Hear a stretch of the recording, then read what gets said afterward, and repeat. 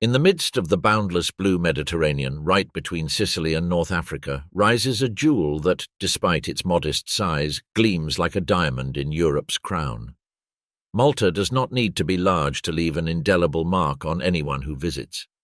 This island, barely visible on world maps, keeps secrets as ancient as the pyramids and nights as intense as those of Ibiza. It is a place where a millennial past and modern excess coexist without asking permission, where stones speak of prehistoric temples while nightclubs thunder until dawn. Welcome to Malta, the smallest country in Europe, and perhaps the most uninhibited. From the very moment the plane lands at Lucca International Airport, the visitor feels they have arrived somewhere different. It is not only the Mediterranean landscape or the scent of salt in the air, but a subtle yet penetrating energy. Malta vibrates, and it vibrates loudly. It is as though the whole island breathes to its own rhythm, a mix of ancestral heritage, insular passion, and a pinch of festive madness. Everything in Malta is close, intense, and slightly exaggerated, as if the country knows it has little space yet much to offer. For millennia, Malta has been a coveted meeting point. Phoenicians, Carthaginians, Romans, Arabs, Normans, Spaniards, French, British, all have left their mark on this compact land. Rather than fragmenting, Malta absorbed each culture the way an alchemist absorbs metals, transforming them into pure gold. The result is a country with a unique identity, where Maltese is spoken, a language that sounds Arabic but is written with Latin letters, and where everyone understands English perfectly. It is an island where you can breakfast on pasticci, flaky pastries stuffed with ricotta or peas, lunch on Italian lasagna, and finish the night with a glass of Scotch whisky on a terrace pulsing with electronic music. Yet Malta is not only living history and multiculturalism. Above all, it is a country where social life is celebrated like a ritual. Here, every week brings parties, not some weeks, every week. The famous Maltese festas, patron saint festivals that blend the sacred with the profane, fill villages with fireworks, brass bands, street food, and lighters of beer. But that is merely the surface. The real madness erupts at night, especially in Paceville, the island's party heart. This district in St. Julian's is a hotbed of bars, clubs, and open temptations. Young people from all over Europe, Erasmus students, tourists, locals, lovers of unfiltered chaos, give themselves over to pleasure. There is no room for shyness or time for judgment. In Malta, night is a perpetual carnival. It is precisely this fusion of ancient history and modern frenzy that makes Malta a delicious paradox. By day, one can walk through the megalithic temples of Hagar Chim and Menajdra, older than Egypt's pyramids, and feel the weight of a civilization that worshipped a mysterious mother goddess. Later, wander the golden alleys of Medina, the walled former capital where time seems frozen. Everything is warm limestone, shuttered wooden balconies, monastic silence. And a few hours later, deep into the night, one might be dancing on a bar as reggaeton mixed with techno blares. The transition is brutal yet natural. That is Malta, an island where balance does not exist because it is unnecessary. Maltese people live life intensely. The climate helps, of course. With more than 300 days of sunshine a year, good humor is almost mandatory. The beaches, though not always sandy, are undeniably beautiful. Turquoise waters stretch out like natural swimming pools ringed by cliffs and sea caves. Comino, one of the archipelago's 3 islands, hosts the famous Blue Lagoon, a paradise where the water is so clear it seems unreal. Here, tourists sunbathe, sip cocktails while floating on inflatable mattresses and live as though tomorrow did not exist. But life is not all partying and tanning. Maltese idiosyncrasy is complex. On one hand, it is a deeply Catholic country. There are more than 365 churches on the island, one for every day of the year. On the other, a liberal society that allows a high degree of individual expression. It is common to see tattooed, pierced youths walking beside rosary-clutching grandmothers without anyone batting an eye. Respect for others is part of the national DNA, which also explains why Malta has become a favorite destination for the LGBTQ+ community in recent years. It offers some of the continent's strongest legal protections and social acceptance. Contrast is constant. In the streets you can see a Rolls-Royce parked next to a battered Vespa. You might bump into a Swedish tourist dressed for a catwalk, and 5 meters away a local fisherman slicing squid in flip-flops. Generations share the same physical space without imposing on one another. Maltese youth, though digitally connected to the world, maintain a strong link to their roots. Grandmothers still cook fenkata, stewed rabbit, parents still organize Sunday family gatherings, and young people, though they lose themselves in the night, return home respectfully. Another major draw is Malta's value as a film set. Movies and series like Gladiator, Troy, Assassin's Creed, and Game of Thrones have used its landscapes to recreate ancient worlds. It is easy to see why. The island is a natural set. From the Dingley Cliffs to Valletta's alleyways and the Popeye village, a fake town built for an early 1980s film that is now a delightfully bizarre attraction, everything in Malta seems cinematic. Amid this visually overwhelming backdrop unfolds daily life that can feel surreal to foreigners. Maltese English has a distinctive accent, blending Italian, Arabic, and British influences. They drive on the left like the British, but shout with Sicilian exuberance. Their humour is dry, yet they share the fiery Mediterranean love of drama. They live fast, eat slowly, believe in the sacred, yet also in guilt-free pleasure. Ultimately, Malta defies categorization. It is guiltless revelry and spirituality without fanaticism. It is millennial history in every stone and perpetual youth on every corner. It is where the secrets of the past whisper through ancient ruins and the pleasures of the present are celebrated beneath neon lights with glasses raised high. That is precisely what makes this island unforgettable. Now we delve into Malta's hidden history, the Knights Templar, secret orders, tunnels beneath the city, and archaeological remains that still baffle experts. Beneath its party facade, Malta guards an enigmatic heritage still pulsing under its foundations. Above ground, Malta overflows with joy, parties, and a leisurely Mediterranean rhythm. Underground, history takes on another tone, mysterious, cryptic, almost conspiratorial. Though bathed in sun and seeming carefree, Malta preserves one of Europe's most enigmatic legacies. Below Baroque churches and terrace cafes lies a subsoil full of forgotten tunnels, secret crypts, and catacombs as old as time.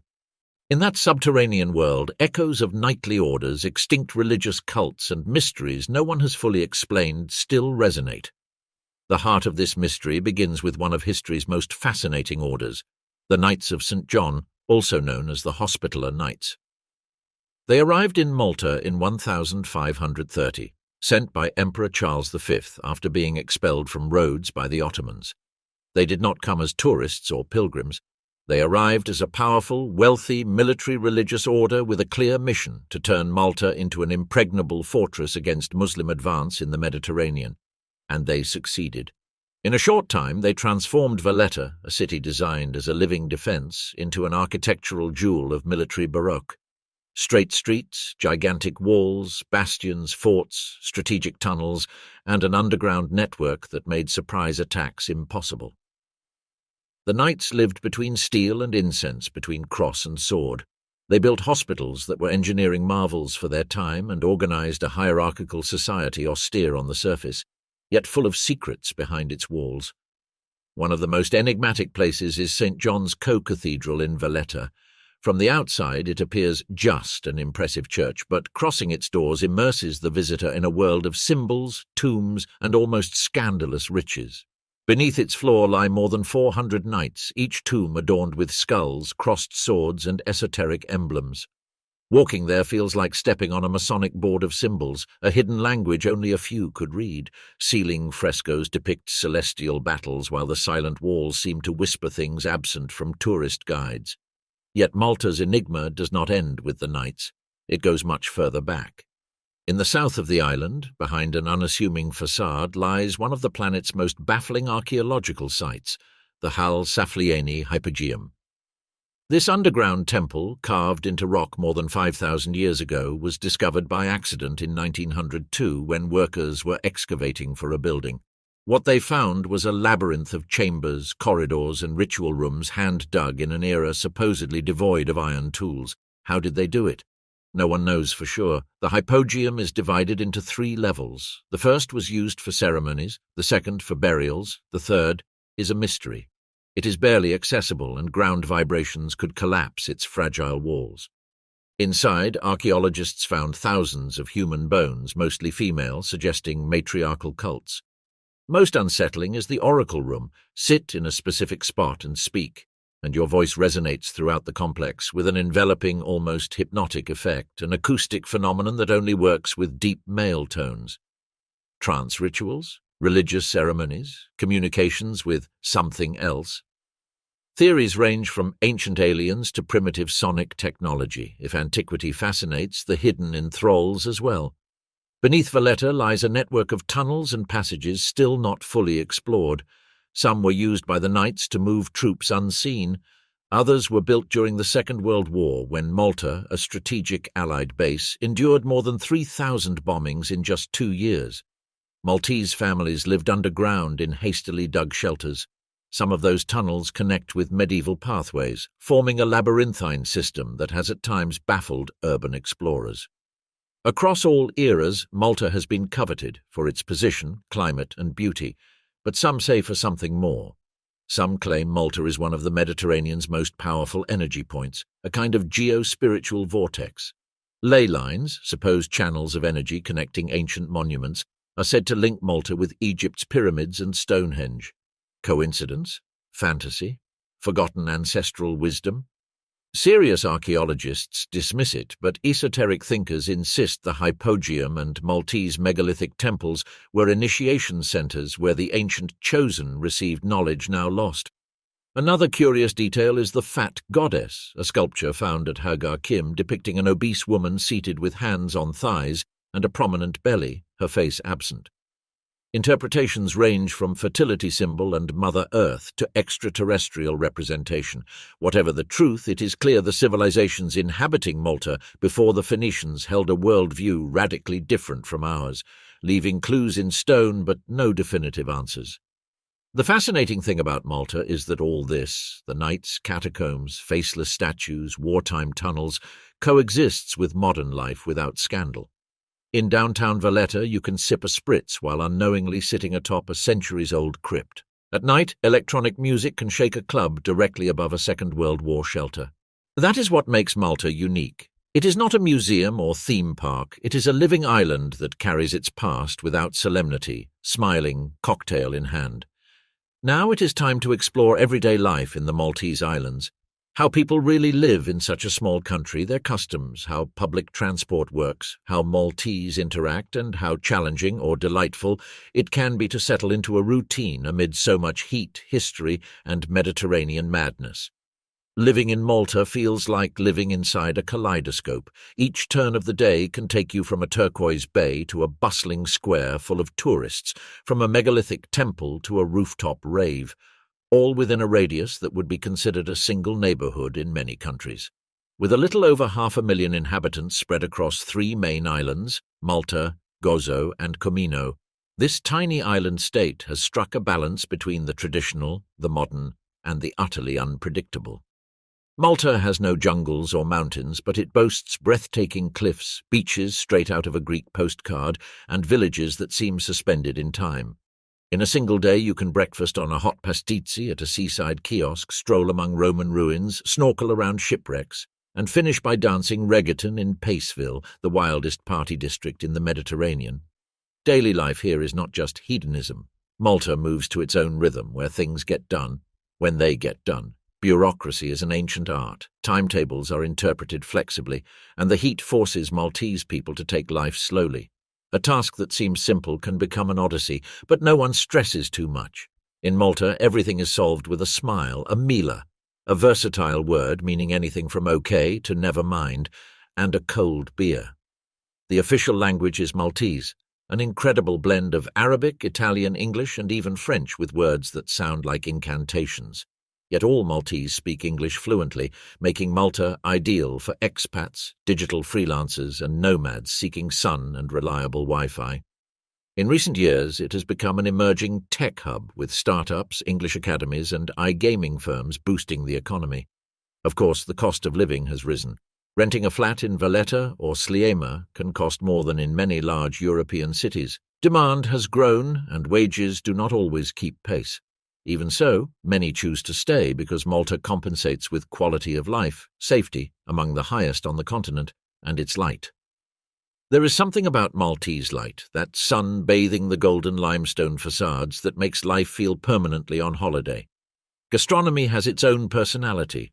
A mix of Italian, British, Arabic, and North African influences, Maltese food is tasty, hearty, and sometimes unusual.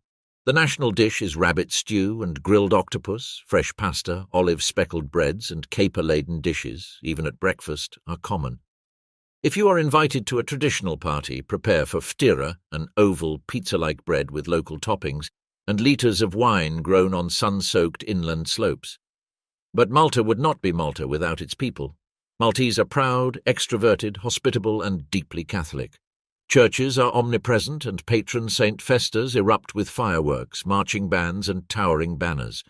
In such a small country, everyone knows each other, and community life is strong, sometimes too strong. Gossip travels fast, privacy is relative, and surnames matter. Earn a Maltese person's trust, and you have gained a family. Alongside this sits a huge foreign community growing year after year. Retired Britons, tax-dodging Italians, opportunity-seeking Latin Americans, students from around the globe. This cultural crossroads has produced a somewhat fragmented yet fascinating society, where a sushi restaurant might sit beside a 17th-century church and hearing 4 languages in a single street is normal. Then there is transport, where things get tricky. Malta has no metro or rail system, and although the bus network is extensive, it is not always efficient. Roads are narrow, winding and congested, especially in summer. Driving, technically British style on the left, can feel chaotic. Traffic becomes a daily survival sport during rush hours. But as ever in Malta, it is endured with resignation, the occasional horn and another collective mela.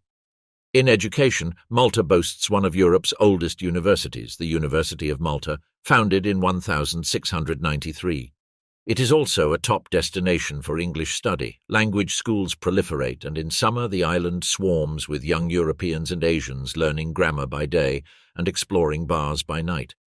Many return not for the English, but for friendships, atmosphere, and a certain summer romance. Speaking of romance, relationships in Malta juggle conservatism and modernity. Though the country has advanced in civil rights, such as marriage equality and medical cannabis legalization, culture remains traditional in many ways.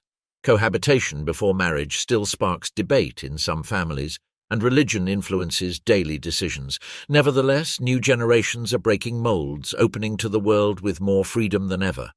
One striking aspect for visitors is respect for the old.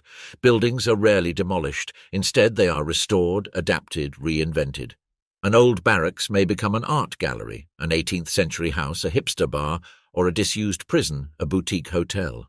This reverence for history turns the island into a living museum where every corner tells a story and the past is flaunted, not hidden. In short, living in Malta means embracing contrast, chaos and beauty, history and party, the diminutive and the colossal in meaning.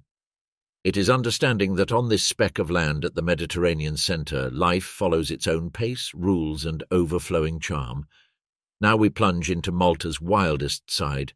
Maltese nightlife, the unrestrained summer parties, festivals in ancient ruins, and that irresistible magnetism that has turned this tiny island into one of Europe's most unexpectedly crazy destinations. When the sun sets over Malta, Europe's smallest country becomes an epicenter of vibrant energy where darkness signals not the end of the day but the start of a parallel life full of lights, sounds, and excess. Nowhere else on the continent is the contrast between the sacred and the wild so palpable. This small island, famed for Baroque churches and prehistoric temples, is also among the Mediterranean's most unbridled party destinations, and everything happens on such a concentrated scale that the chaos feels more intense, more intimate, more irresistible. The epicenter of debauchery is undeniably Paceville in St. Julian's. This tiny district of just a few square blocks feels like a mashup of Las Vegas, Ibiza, and an out-of-control teen movie. Here there are no limits on age, volume, or madness. From 10 at night until 6 in the morning, the streets fill with locals and tourists, chasing music, cheap alcohol, and spontaneous adventure. Paceville is designed so you never stop moving. There are reggaeton clubs, techno, house, pop, rock, even venues with Balkan music. Some bars have free entry, others hand out shots at the door, and often you can hop from place to place without paying a single euro. It is a continuous party where every alley may hide a surprise, from foam parties and fire shows to dancing on bars and rooftop DJ sets overlooking the sea. But Malta's party scene is not confined to this neighborhood. Maltese have perfected the art of celebrating in unexpected places.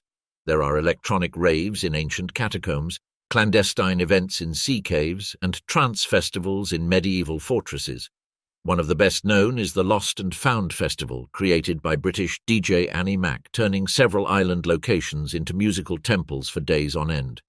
Another is Earth Garden, an eco-minded, tribal-spirited festival celebrating musical diversity and well-being. In summer, every weekend explodes. Boat parties cruise the coast amid laughter, techno and sea jumps. People dance barefoot, drink at sunset and fall for strangers under the moon. Some tourists visit solely for this experience. Many return year after year, some even move to Malta after one of those unforgettable summers. Most fascinating, though, is how Malta's nightlife coexists with its fervent religiosity. Patron Saint Festus, held in every town in honor of its protector, epitomize this duality. For a week, towns are decked with lights, garlands, and flags. Daytime fireworks crackle, yes, by day. Bands march through alleys, playing triumphant tunes, solemn processions thread the streets, and liters of beer flow.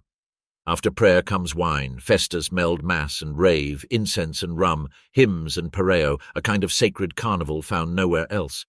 And speaking of unusual blends, one cannot ignore the legacy of ancient pagan rites still echoing in Malta. Although Catholicism dominates, with more than 90 active churches in a territory the size of a medium-sized city, traditions from an earlier time persist. There are nocturnal processions with weeping statues, candles lit at ancient doorways, and secret celebrations honoring pre-Christian symbols like the sun, fertility, or the circle of life. In some villages, agricultural festivals see young women in white tunics scattering flower petals as fields are blessed. Elsewhere, old women claim that under certain ancient rocks, voices are heard if one prays at dusk. These vestiges of a more ancestral Malta coexist with clubs serving cocktails topped with fireworks and pub-crawl bars, hosting shot contests between English, Italians and Spaniards. Curiously, this duality does not bother Maltese people. For them, partying does not contradict faith. It is part of the same cycle. God is honored by dancing, saints are thanked with fireworks, life is lived intensely because it is a gift to be celebrated. Even many priests naturally take part in popular festivities, understanding that community is built in shared joy as well. Another intriguing feature is the role of women at night. Unlike in some Mediterranean countries, many women in Malta feel safe going out alone, dressed however they wish, dancing until dawn. There is strong social respect, and though exceptions exist, the general feeling is that Malta is a place where female nocturnal freedom carries less tension. This has drawn many solo travelers and groups of friends seeking a fun summer without harassment. Of course, not everything is perfect. The rise of party tourism has brought some excesses. Occasional fights, vandalism, noise in residential areas, and a growing debate on preserving Maltese cultural identity against leisure globalization. Yet even these issues are discussed with Mediterranean calm. In Malta, even conflict is resolved with laughs, hugs, and another toast. A whole economy revolves around the night. Taxi drivers working until dawn, local DJs becoming celebrities, family-run bars open only in summer, street vendors offering kebabs or pizza at daybreak to happy drunks. The nightlife generates jobs, attracts investment, and sustains a tourism industry that is a national pillar. Finally come the unique experiences only Malta offers. Watching the sun rise from the Dingley cliffs after dancing all night, leaping into the sea at a hidden beach with music still coursing through your body, kissing someone in front of a church illuminated by fireworks while a brass band plays. Moments that cannot be planned or bought, happening only when you are in the right place. And Malta, after dark, seems made solely of those moments.